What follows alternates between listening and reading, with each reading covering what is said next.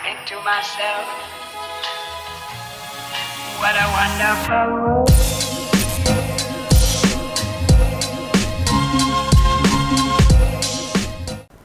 Halo semuanya, selamat datang kembali di Story Film. Kali ini kita akan melanjutkan pembahasan tentang film Gannibal. Perkembangan plot cerita di film ini lumayan cepat ya, karena di episode 1 aja kita udah diperlihatkan banyak adegan yang mengejutkan. Dari keluarga Goto yang menganut kepercayaan endokanibalisme, dan kita juga diperlihatkan dengan sosok kakek-kakek misterius. Tapi kita masih belum tahu sebenarnya siapa sosok menyeramkan itu. Penulis film ini juga nggak pelit ngasih informasi-informasi penting di episode pertama. Tapi tentu aja masih ada misteri yang lebih besar di film ini yang belum kita ketahui. Oke, tanpa basa-basi kita langsung aja masuk ke alur ceritanya. Enjoy the video.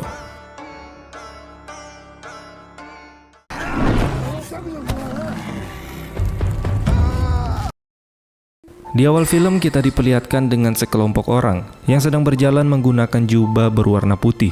Dilihat dari pakaiannya, mereka ini kayak orang-orang yang menganut sekte tersesat. Mereka berjalan beriringan. Salah satu dari mereka ada yang membawa foto nenek Gin. Sudah jelas mereka adalah keluarga Goto yang sedang melakukan upacara pemakaman untuk nenek Gin Goto. Secara bersamaan terlihat Daigo dan Yuki sedang mengantar Mashiro ke sekolah barunya di desa itu. Terlihat juga di sana Mashiro sudah disambut oleh teman-teman barunya di sekolah itu.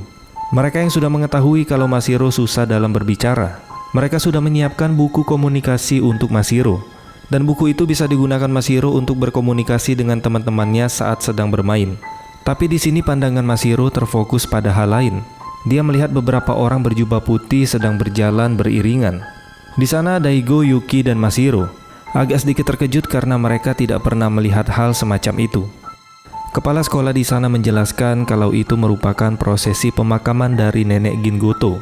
Dia juga menjelaskan di desa itu siapapun yang berkabung, keluarga dari si mayat diharuskan untuk menutup sekujur tubuhnya dan menyembunyikan wajah mereka. Setelah mendengar penjelasan itu, Daigo dan Yuki pamit ingin pulang. Tapi langkah mereka terhenti ketika mendengar suara yang cukup keras dari atas bukit. Prosesi pemakaman itu berhenti sejenak. Di sini Keisuke melihat ada kejanggalan dari anggota keluarganya. Yang harusnya anggota keluarga berjumlah 15, di sana malah lebih 1 orang. Keisuke pun menyuruh seluruh anggota keluarga untuk membuka penutup wajah mereka, untuk memastikan kalau mereka semua di sana adalah keluarga Goto. Dan benar saja ada 1 orang yang tidak membuka tudung wajahnya. Dan ketika mereka menemukan ada orang asing, orang itu pun berusaha kabur dari sana. Mereka pun langsung mengejar orang itu, menangkapnya dan memukulinya. Daigo yang melihat ada kerusuhan langsung menghampiri keluarga Goto dan menyuruh Yuki untuk pulang duluan. Keluarga Goto yang berhasil menangkap orang asing itu langsung membawanya ke tengah kerumunan. Di sini Keisuke langsung membuka paksa penutup wajah orang itu, dan ternyata di balik penutup wajah itu terlihat seorang wanita yang cukup kawai. Wanita ini bernama Sumire, dan sepertinya Sumire mengenal Keisuke dengan cukup baik. Keisuke mendorong dan memintanya untuk menjauh dari prosesi pemakaman tersebut. Seketika Sumire langsung bertanya sesuatu kepada Keisuke. Dia bertanya tentang keberadaan ayahnya. Di sini Motsuo yang sudah geram langsung memarahi Sumire. Dia mengatakan kalau ayahnya Sumire sudah menjadi gila karena terlilit hutang dan menghilang dengan sendirinya. Daigo yang tidak tinggal diam langsung datang ke sana dan berusaha menenangkan Motsuo. Namun Sumire yang sudah terlihat emosi langsung menendang bejana yang digunakan untuk prosesi pemakaman tersebut. Sumire juga berteriak kalau mereka semua adalah kanibal. Daigo langsung mengecek isi dari bejana itu, dan ternyata bejana itu kosong, yang seharusnya di dalam sana ada jenazah dari keluarga mereka yang meninggal. Sumire mengatakan kalau mereka semua sudah memakan jenazah itu. Yang dimaksud di sini adalah jenazah dari nenek Gin Goto. Seluruh keluarga Goto langsung membantah perkataan Sumire, dan mereka menjawab kalau mereka bukanlah kanibal. Lalu tiba-tiba dari kerumunan datang orang bertubuh besar dengan tubuh yang sangat pucat. Dia mendatangi Motsuo dan menarik rambutnya sampai terlepas.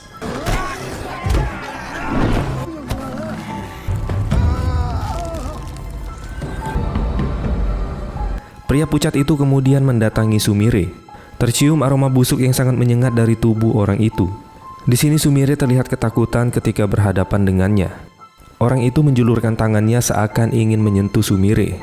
Lalu tiba-tiba Keisuke mendorong Sumire untuk menjauh dari sana. Sementara keluarga Goto akan menahan pria bertubuh besar itu. Daigo pun mengajak Sumire untuk segera menjauh dari sana. Singkat cerita, Daigo pulang ke rumah dan berpamitan kepada Yuki. Dia berkata ingin mengantar Sumire ke stasiun. Tapi Daigo tidak mengatakan apa yang sudah terjadi. Di dalam perjalanan, Daigo kembali membahas perkataan Sumire yang disampaikan kepada keluarga Goto sebelumnya, kalau keluarga Goto ini adalah seorang kanibal. Di sini Sumire menjelaskan kalau keluarga Goto menganut sistem kepercayaan endokanibalisme. Sebelumnya di episode 1 sudah saya jelasin ya, endokanibalisme itu apa. Jadi pihak keluarga akan memakan tubuh jenazah keluarga mereka yang meninggal. Dengan harapan jenazah itu akan menjadi bagian dari tubuh mereka dan mengambil alih kehendak dan rohnya. Mereka melakukan itu sebagai bentuk ekspresi dari cinta dan bakti mereka kepada si mayat. Sumire juga menjelaskan kalau suku Fore di Papua Nugini pernah melakukan endokanibalisme hingga tahun 1950-an. Dan di sini kita mengetahui kalau Sumire merupakan anak dari Pak Kano, Pak polisi yang kita lihat di episode yang pertama, yang diduga menghilang karena kasus judi dan terlilit hutang. Sumire mengatakan kalau ayahnya tidak pernah sekalipun bermain pachinko atau bermain judi seumur hidupnya. Dia juga tidak pernah mengundurkan diri dari pihak kepolisian. Bahkan dia tidak pernah terlilit hutang dengan siapapun. Di sini Sumire menduga kalau ayahnya sudah dijebak oleh mereka, yaitu keluarga Goto, dan mereka membuat laporan palsu, seolah-olah Pak Kano sudah menghilang ketika dia kalah bermain judi. Di sini Sumire langsung teringat ketika melihat wajah ayahnya sangat ketakutan. Dia juga sempat mengingatkan untuk tidak berurusan dengan keluarga Goto. Singkat cerita, mereka pun sudah sampai di stasiun. Di sini Sumire juga mengingatkan Daigo untuk tetap berhati-hati ketika sedang menyelidiki keluarga Goto. Di dalam perjalanan, hati Daigo dibuat bimbang karena kasus ini. Setelah berpikir panjang, akhirnya Daigo memutuskan untuk menyelidiki keluarga Goto pada hari itu juga. Daigo masuk melalui pintu belakang. Di sana sudah jelas terlihat larangan kalau orang asing tidak boleh masuk ke pemukiman keluarga Goto. Tidak lama kemudian tiba-tiba ada satu pohon yang tumbang, menghalangi jalannya Daigo. Ternyata di sana ada dua keluarga Goto yang dengan sengaja menumbangkan pohon untuk menghalangi jalan Daigo. Mereka mengatakan Daigo sudah masuk tanpa izin ke properti pribadi milik keluarga Goto. Di sini Daigo menjelaskan maksud dia datang ke rumah keluarga Goto untuk menyelidiki Pak Kano yang dikabarkan sudah menghilang. Lalu salah satu dari keluarga Goto ini menunjukkan video rekaman Pak Kano yang bertindak seperti orang gila di pekarangan rumah keluarga Goto. Tapi video itu tidak melunturkan niat Daigo untuk menyelidiki kasus hilangnya Pak Kano. Dan dia tetap melanjutkan perjalanan ke rumah utama keluarga tersebut. Pria itu langsung menghidupkan gergaji mesinnya dan mendekati Daigo.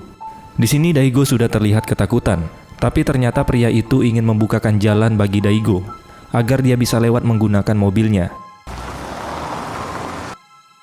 Ketika Daigo sudah menjauh dari mereka, pria itu mengatakan, nasib Daigo selanjutnya tergantung apa yang akan dilakukan oleh pria itu.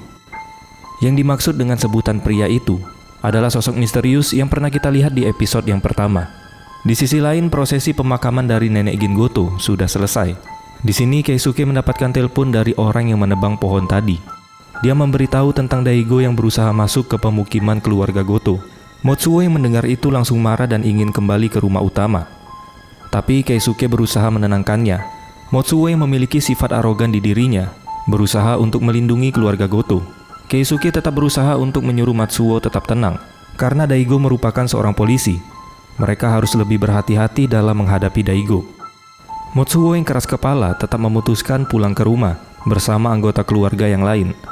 Sedangkan Keisuke tetap berada di sana dan bersikap tenang.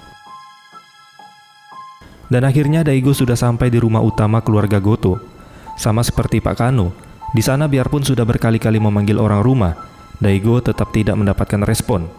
Daigo tahu mereka semua berada di dalam rumah, tapi tidak mau keluar. Mereka hanya merekam Daigo dari dalam. Hingga akhirnya Motsuo datang ke sana dan mengusir Daigo. Bahkan Motsuo mengancam akan membunuhnya.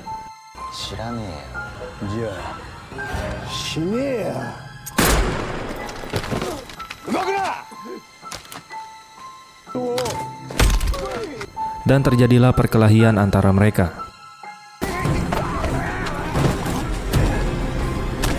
Daigo berhasil menumbangkan mereka semua, dan salah satu dari anggota keluarga itu mengatakan kalau pria itu tidak akan melepaskan Daigo.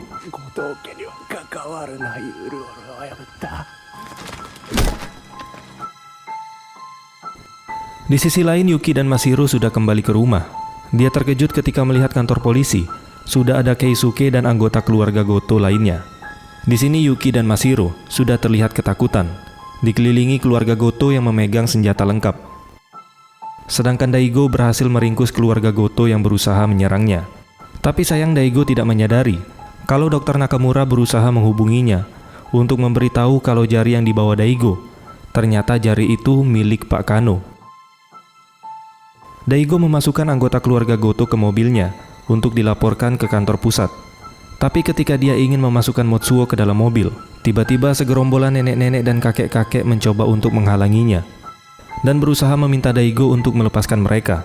Salah satu nenek itu berkata urusan keluarga Goto harus diselesaikan oleh pria itu. Lalu secara tiba-tiba mereka semua terdiam sambil melihat ke arah belakang Daigo. Tiba-tiba yang dimaksud dengan pria itu, dia pun muncul dan langsung menyerang Daigo. Kemudian pria itu menyeret tubuh Daigo menuju ke rumah utama. Apakah Daigo akan bernasib sama seperti Pak Kano? Next, kita lanjut episode yang ketiga.